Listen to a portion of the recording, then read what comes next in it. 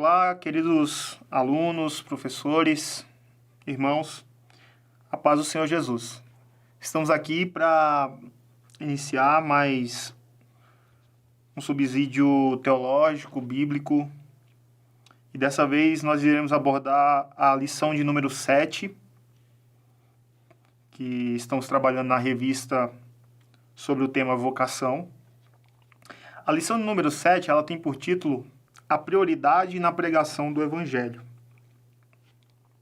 Os objetivos dessa lição é reforçar o entendimento sobre o que é o Evangelho do Reino de Deus, compreender a prioridade na pregação do Evangelho em nossa vocação, refletir sobre o que é evangelismo.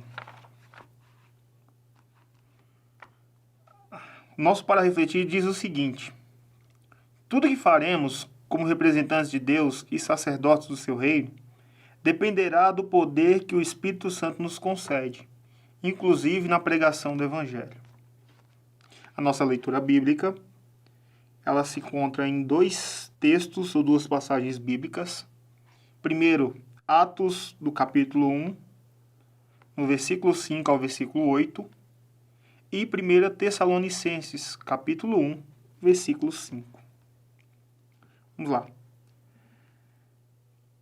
Querido professor, querido aluno, essa lição a gente começa a trabalhar a partir do que nós podemos considerar que é a nossa vocação, ou seja, aquilo que nós fazemos como representantes de Deus.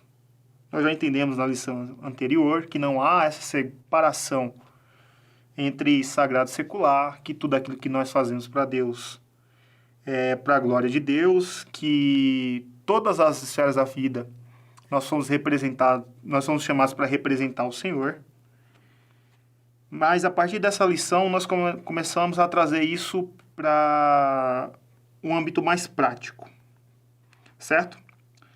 Então, no tópico 1 da nossa lição de hoje, nós vamos abordar, que tem por título, a mensagem do Evangelho. A nossa abordagem, ela vem para trazer essa realidade para o nosso jovem mais uma vez. Por que mais uma vez?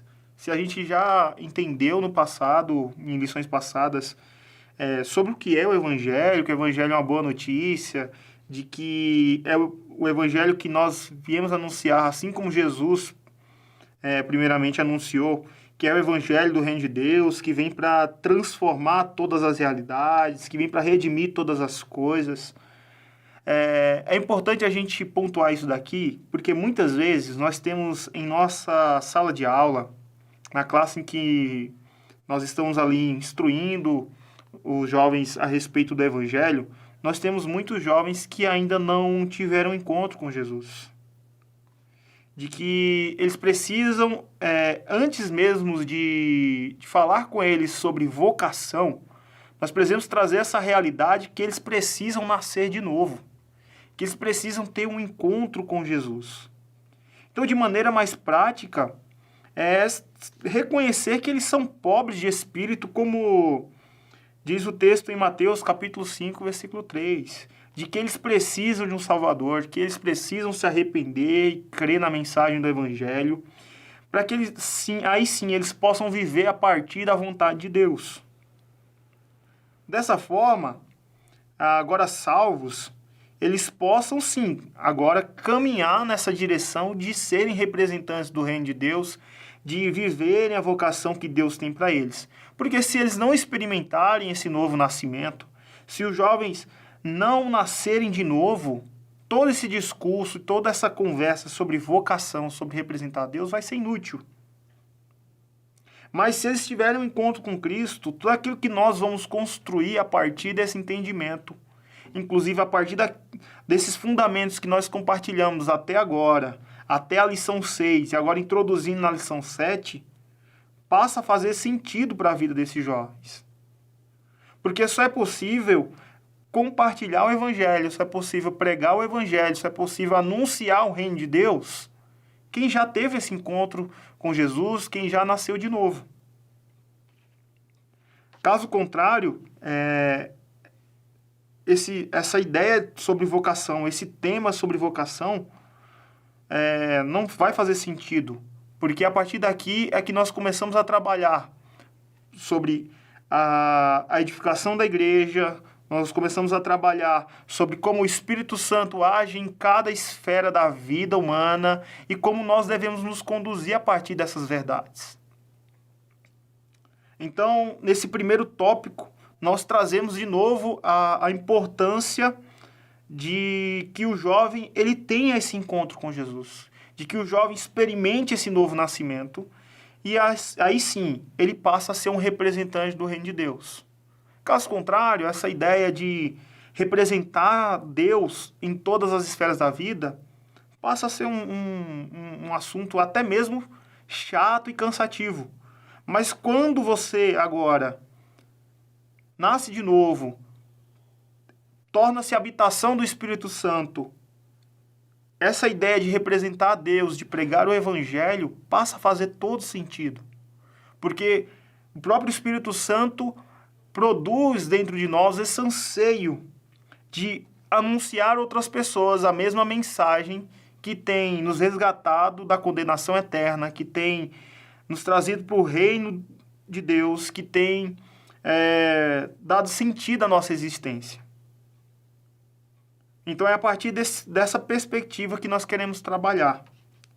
De que antes de anunciar o reino de Deus, antes de pregar o Evangelho, o jovem precisa ser alcançado por esse reino, precisa ser alcançado por essa mensagem, precisa ter essa chave virada dentro dele. Para que ele possa agora enxergar esse reino pela fé e possa se conduzir a partir dessa verdade representando o reino dos céus. Já no tópico 2, diz o seguinte, que nós somos enviados após nascer de novo. Se nós pararmos para pensar, como já foi abordado anteriormente, Jesus ele é o caminho, Jesus ele não é o porto seguro.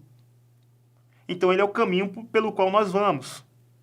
E esse caminho que nós percorremos, que é o Senhor Jesus Cristo, que é o caminho que nos leva a Deus, que é o caminho para a eternidade, enquanto nós estamos percorrendo esse caminho, nós cruzamos com pessoas, certo? E ao cruzar com essas pessoas, que em sua grande maioria ainda não nasceram de novo, em sua grande maioria estão mortos espiritualmente, em sua grande maioria não tiveram encontro com Jesus, nós temos a oportunidade de anunciar o reino de Deus também para elas. Então, aqui, a ideia é apresentar para a juventude, para os nossos alunos, que se eles foram alcançados por esse reino, eles precisam, antes de mais nada, na sua vocação, pregar esse reino, pregar o Evangelho, pregar essa boa notícia. E nós vamos ver duas passagens que nós consideramos essenciais para falar sobre pregação de Evangelho, sobre a pregação do Evangelho, para esse tema que é vocação. A primeira passagem se encontra em Mateus, capítulo 28, e a segunda passagem se encontra em Marcos, capítulo 16, que é o que vai dar base para os dois subtópicos que iremos trabalhar nessa lição, ou pelo menos nesse tópico.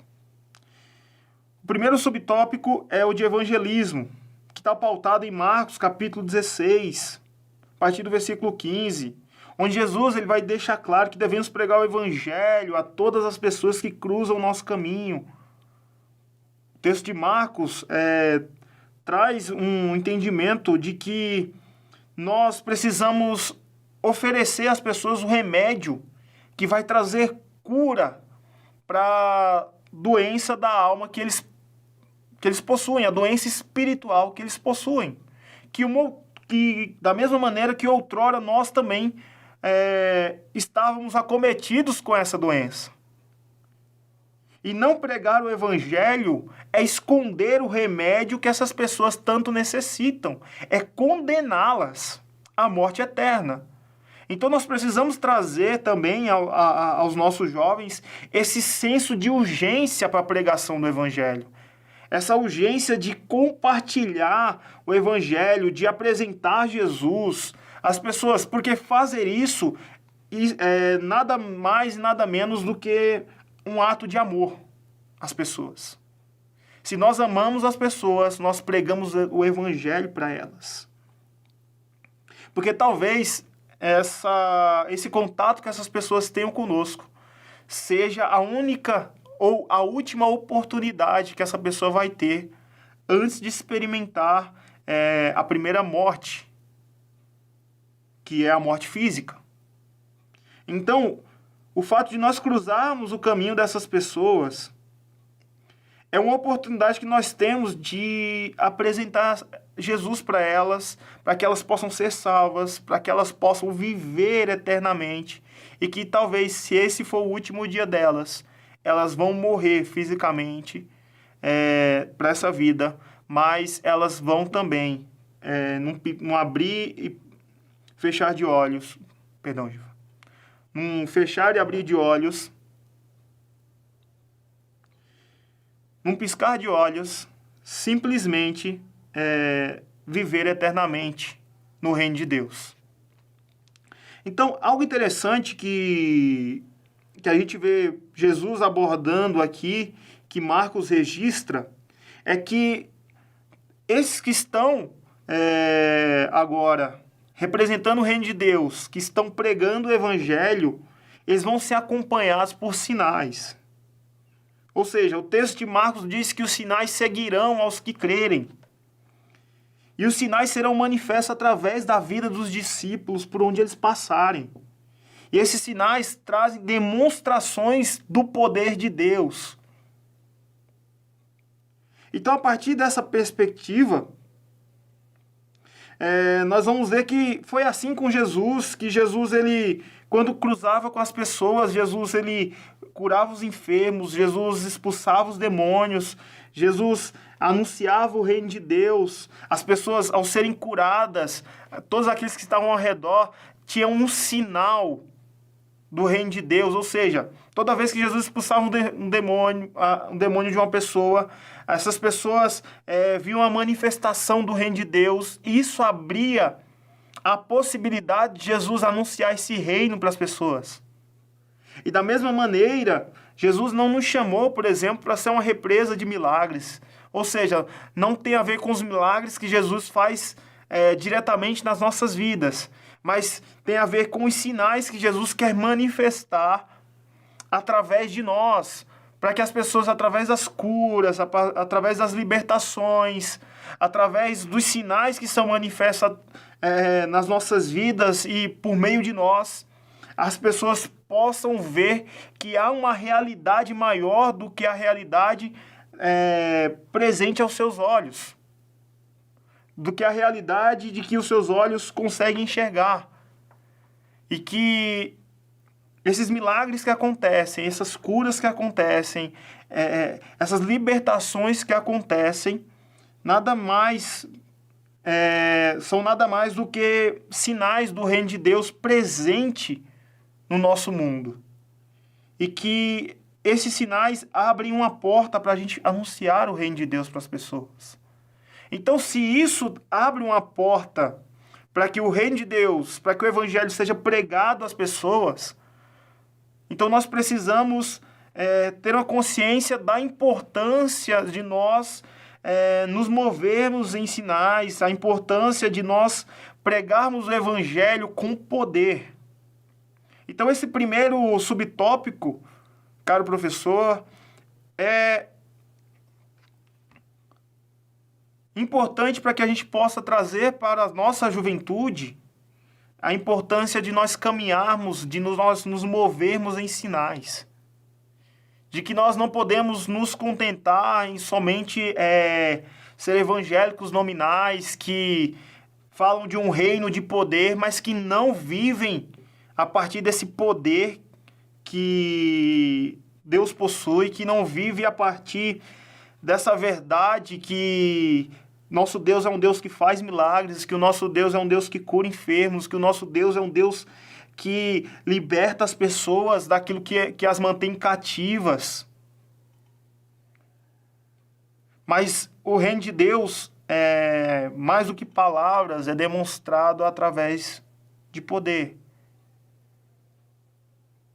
Então é importante levantar nesse subtópico, a partir dessa visão de Marcos 16, de que para nós evangelizarmos as pessoas, nós precisamos ser portadores do poder de Deus.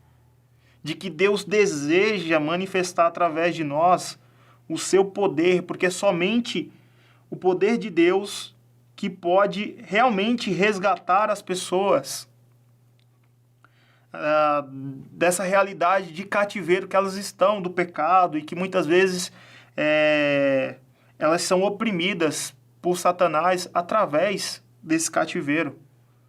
Então é necessário que nós, ao pregarmos o Evangelho, preguemos o Evangelho seguido de sinais. E essa é uma promessa de Jesus àqueles que decidem evangelizar. Evangelismo não é algo opcional para um cristão. Na nossa vocação, o evangelismo é algo que faz parte do nosso DNA. É quem nós somos.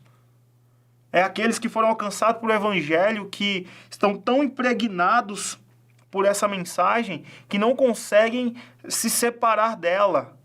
Que todo ambiente, que toda esfera da sociedade, que toda plataforma das nossas vidas se torna uma oportunidade de nós apresentarmos Jesus como Salvador, como Senhor às pessoas. E para isso, a gente precisa trazer para os jovens uma vida de propósito, uma vida intencional, uma vida de quem realmente entendeu que se está vivo até hoje é porque tem algo que Deus deseja comunicar, algo que Deus deseja realizar através das nossas vidas, através da vida de cada jovem. Já no subtópico B, que tem por título Fazer Discípulos, nós começamos a trabalhar a partir de uma outra perspectiva. Não uma perspectiva apenas de evangelismo, que muitas vezes nós vamos ter contatos pontuais com as pessoas e naqueles contatos Deus se manifesta através dos sinais e que nós pregamos o evangelho para as pessoas naquele momento, mas esse subtópico B vem trazer a perspectiva agora de Mateus 28, que é uma abordagem não só sobre o senso de urgência da pregação do evangelho, mas agora de um senso que destaca a perseverança. E por que destaca a perseverança? Porque agora fala mais de caminharmos com as pessoas que convivem conosco todos os dias, ensinando as pessoas a respeito do reino de Deus, ensinando as pessoas a respeito dessa mensagem que nós fomos resgatados por ela, estamos sendo transformados por ela e que nós carregamos conosco. Isso vai exigir de nós não apenas uma evangelização pontual, mas vai fazer com que nós venhamos ensinar as pessoas e também venhamos ouvir as pessoas ao longo da vida, com paciência, com diálogo, procurando entender a visão de mundo da pessoa, procurando entender quais são as experiências, muitas vezes, que essa pessoa teve, que trouxe ela a ter esse devido momento que nós convivemos com ela e que, por meio do relacionamento, nós possamos agora transmitir o evangelho para ela, nós possamos instruí-la, nós possamos ensiná-la, nós possamos ouvir o contraditório e trazer respostas das verdades que a Bíblia testemunha para nós, verdades que estão presentes naquilo que nós professamos quanto cristãos e que as pessoas precisam ouvir essas verdades para que elas possam ser libertas da escravidão do pecado. E isso muitas vezes não vai ser através apenas de uma pregação. Às vezes vão ser sementes que iremos plantar continuamente na vida das pessoas e que às vezes essa semente ela vai começar a germinar daqui a 10 anos, mas que exige de nós, enquanto convivemos com essas pessoas, que nós venhamos regar todos os dias através do relacionamento, através do amor que nós comunicamos, não só de palavras, mas também de atitudes.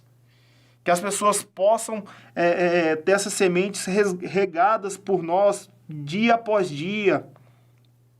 que muitas vezes essa semente ela vai germinar no coração da pessoa e Deus vai pôr o desejo dessa pessoa dela falar com Deus. E somos nós que vamos ensinar as pessoas como falar com Deus. E o que é que nós vamos estar fazendo? Nós vamos estar ensinando as pessoas a orar. Nós vamos estar ensinando, por exemplo, as pessoas como ouvir a Deus. E ouvir a Deus nada mais é do que ler a palavra, meditar na palavra, estudar a palavra de Deus. E através da palavra Deus falar com essas pessoas. Mas nós precisamos pacientemente acompanhar essas pessoas e ensinar essas pessoas como ler a Bíblia corretamente, como estudar a Bíblia corretamente, para que essas pessoas possam aí então entender o Evangelho, que nós possamos explicar a Bíblia para as pessoas. Só que isso leva tempo. E com o passar do tempo, as pessoas comecem a entender o Evangelho e passem a crer no Evangelho. Isso não se trata apenas de uma pregação, se trata de um discipulado. E discipulado leva tempo. O discipulado exige de nós perseverança, o discipulado exige que nós, juntamente com essas pessoas, venhamos perseverar no ensino, venhamos perseverar nas orações, que nós venhamos perseverar na comunhão, ou seja, no relacionamento, é a vida na vida. Isso leva tempo. Nós precisamos transmitir aos nossos jovens a importância de não gastar tempo, mas investir tempo nas pessoas. Numa sociedade em que as pessoas estão impacientes e querem as coisas prontamente, o discipulado é um desafio para a igreja. E talvez, professor, para o seu jovem entender isso, talvez você, talvez o líder da juventude, talvez irmãos mais velhos na igreja precisem gastar tempo com a juventude também. Porque não tem como ele fazer discípulo fora do contexto de igreja local, muitas vezes, no trabalho, na escola, na família, se ele não estiver sendo discipulado. Porque somente um discípulo de Jesus, que se submete ao discipulado, é capaz de fazer outros discípulos para Jesus. Então não tem como ele transmitir o que ele não recebeu. E isso vai além das aulas na escola bíblica dominical, por exemplo. Isso vai ser ensinado através da vida que ele tem por modelo. No caso, pode ser você mesmo, professor. Então, a nossa vocação passa por esse discipulado. A nossa vocação passa, sim, pela pregação do Evangelho, mas a nossa vocação também passa pelo discipulado, passa em perseverar, passa em gastar tempo com as pessoas, em investir tempo com as pessoas. E é necessário a gente comunicar isso aos jovens para que eles possam ter um posicionamento correto no dia a dia. Porque muitas vezes a gente vê pessoas, inclusive jovens, que ele tem uma fé nominal, de que ele é discípulo de Jesus no contexto da igreja, mas ele não entende que ele precisa ser discípulo de Jesus e fazer discípulos em outros contextos. Mais uma vez, é necessário a gente trazer essa realidade do discipulado para a vida cotidiana, do dia a dia. No tópico 3, a gente vai trazer agora uma abordagem sobre, como diz o título desse tópico, que nós precisamos de poder do alto. Nós podemos vir com esse discurso sobre vocação, sobre a importância de representar a Deus em todas as esferas, que nós somos sacerdotes de Deus, que nós ministramos a sociedade a qual nós estamos inseridos. Mas se nós não tivermos esse poder do alto para pregar o Evangelho, para discipular as pessoas, nós não vamos ser eficazes na nossa vocação e nem na nossa missão. Nós temos acesso a todo tipo de informação na nossa geração.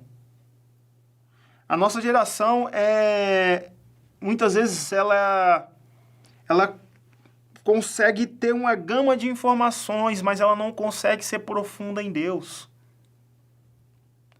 E nesse tópico, nós queremos levantar principalmente a importância de que tudo aquilo que nós vamos desenvolver em termos vocacionais, representando a Deus, anunciando o reino, começa com oração. E não apenas uma reunião de oração na nossa igreja local, mas sobre a importância do jovem desenvolver uma vida de oração, e essa vida de oração faça com que esse jovem se torne sensível à voz de Deus. Nós precisamos olhar para o exemplo do Senhor, que ele tinha uma vida de oração. Antes dele fazer qualquer coisa, ele investia tempo buscando o Senhor. Eu te desafio, por exemplo, a levantar esse questionamento com seus jovens em sala de aula, em abrir o aplicativo ou abrir as configurações do celular deles e ver quanto tempo eles gastam, por exemplo, nas redes sociais. Quanto tempo eles gastam no Instagram, no TikTok, quanto tempo eles gastam no WhatsApp. E fazer um contraponto de quanto tempo eles investem em oração. E talvez desafiá-los de uma maneira mais prática. Que é aí que nós vamos entrar até mesmo no próximo tópico. De que nós precisamos resgatar alguns valores ou algumas práticas que duas gerações anteriores à nossa tinham, de investir tempo com o Senhor. De que muitas vezes nós falamos em um avivamento, de que Deus deseja derramar um avivamento na nossa geração, mas nós precisamos criar um movimento intencional de busca, que é até mesmo a proposta do subtópico B, que diz: Jesus pode fazer de novo. Para pregar o evangelho, para anunciar o evangelho, para fazer discípulos, nós precisamos de poder do alto. Nós precisamos do poder de Deus. E eu queria trazer aqui, nesse subtópico, um exemplo histórico de quando os jovens buscam a Deus e Deus vem e derrama sobre eles do seu poder e os capacita para pregar o evangelho. Que é o exemplo do avivamento que aconteceu no país de Gales, no início do século XX, de que jovens começaram um movimento de oração. E esses jovens que começaram esse movimento de oração receberam não só visitações, mas um derramado do Espírito Santo jamais experimentado por eles e pela sua geração, ao ponto de começarem a confessar os seus pecados diante de Deus, ao ponto de se arrependerem desses pecados, ao ponto de suplicar a Deus perdão e suplicar para que Deus transformasse as suas vidas. E por que eu estou falando isso? Porque foi esse movimento de oração que levou os jovens daquela nação a experimentar um avivamento, que a pregação do evangelho, que a busca por Deus, que a busca por santidade tornou-se algo natural nas suas vidas. Ao ponto que uma das principais orações feitas naqueles dias, daquela geração, era enfatizada por um pedido. Um pedido de que Deus dobrasse eles, assim como o ferreiro faz com ferro no seu ofício, que Deus viesse dobrá-los ao ponto deles caberem exatamente aonde Deus queria colocá-los. Ou seja, de caber exatamente no propósito de Deus. Às vezes nós vemos a nossa geração fazendo buscas e orações, muitas vezes autocentradas. É a buscar a Deus para que possa ter um relacionamento amoroso, bem-sucedido. É a busca por Deus para que Deus abra uma porta de emprego. É a busca por Deus para que Deus venha curar, se não eles, algum familiar. Campanhas e mais campanhas.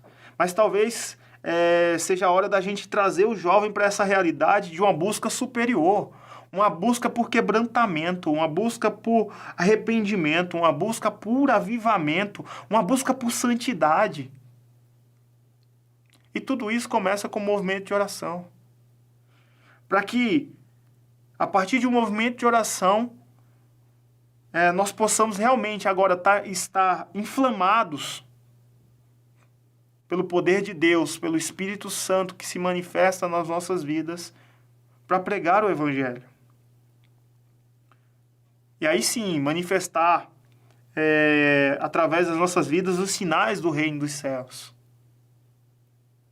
Para que milagres genuínos do Espírito Santo venham se manifestar em nossa vida e através de nós. Que pessoas, quando nós orarmos, sejam curadas. Que pessoas, ao cruzar o nosso caminho, nós possamos liberar sobre ela palavras de conhecimento. Que essas pessoas possam realmente ouvir algo da parte de Deus através das nossas vidas. Mas isso passa, principalmente, pela nossa busca pela presença de Deus. É necessário, de maneira intencional, começarmos um movimento de oração com a nossa juventude. O tópico 4, ele vem trazer agora, como diz o título, testemunhas de Cristo.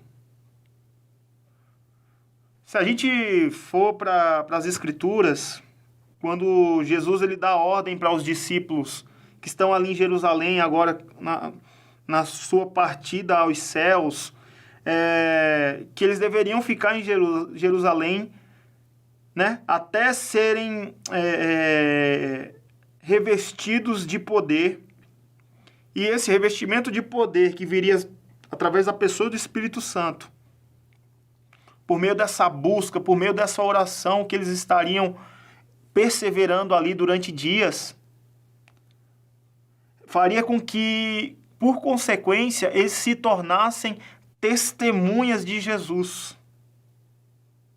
Ou seja, para que eu possa ser uma testemunha de Jesus, eu necessito de uma capacitação do Espírito Santo, do poder de Deus, para que eu possa pregar o Evangelho, para que eu possa anunciar o Evangelho.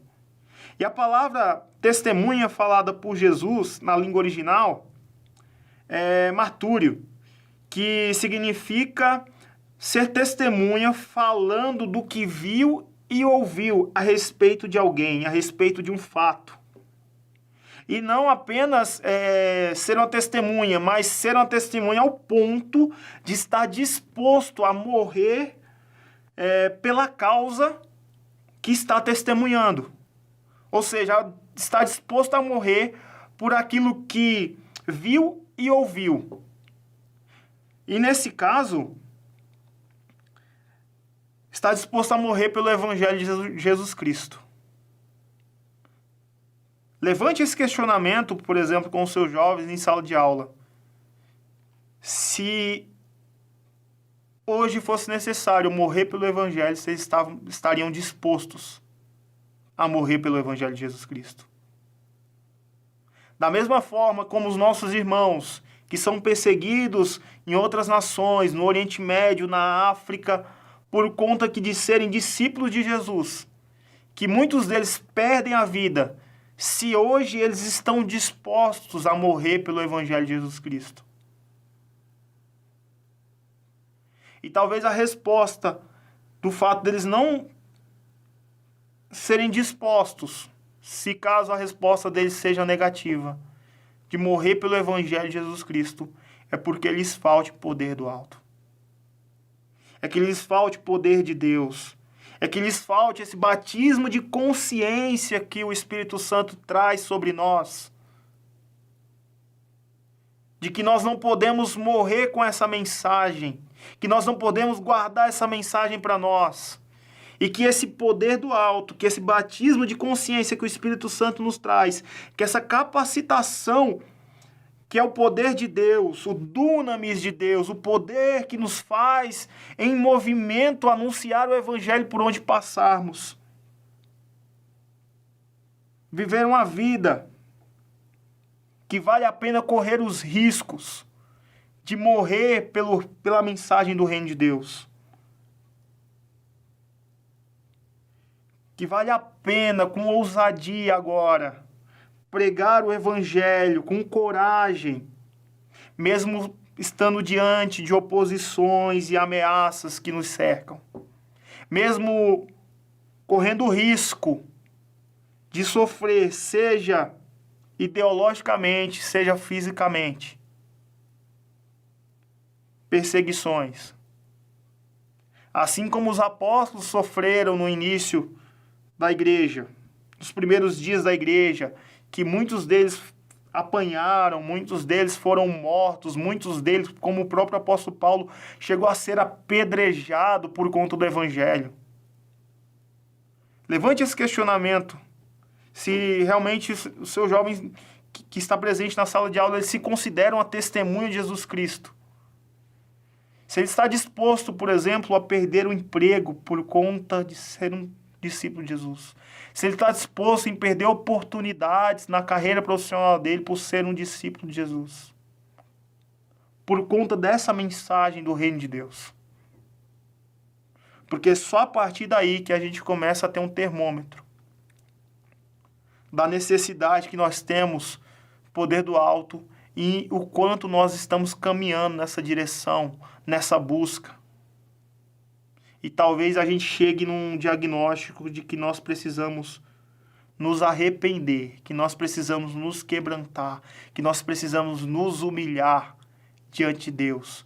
Que a nossa geração precise realmente entrar num movimento de busca, um movimento realmente de arrependimento, de quebrantamento diante de Deus, de humilhação diante de Deus, para que a gente aí sim possa se levantar com o poder do alto para anunciar o Evangelho. Essa talvez seja a maior necessidade da nossa geração. Porque tudo que a gente for fazer como representante do Reino de Deus, como diz a nossa conclusão, inclusive a pregação do Evangelho, que é prioridade nessa missão e nessa vocação que recebemos do Senhor, só podem ser feitos se o Espírito Santo nos conceder poder. Não existe ciência, técnica ou ferramenta de comunicação que possa substituir o poder do Espírito na pregação do Evangelho. Se os perdidos não são encontrados, não é por falta de poder da parte de Deus, mas falta de busca da nossa parte, da nossa geração. E aqui eu encerro esse conteúdo bíblico, teológico, dentro da proposta dessa lição, te encorajando, professor, a realmente chamar a juventude para essa busca, para esse compromisso com o Evangelho, para essa busca intencional da presença de Deus, para que aí sim o poder de Deus os capacite e use a vida de cada um deles na pregação do Evangelho, a partir da vocação que cada um possui. Que Deus te abençoe e te dê sabedoria na ministração dessa lição.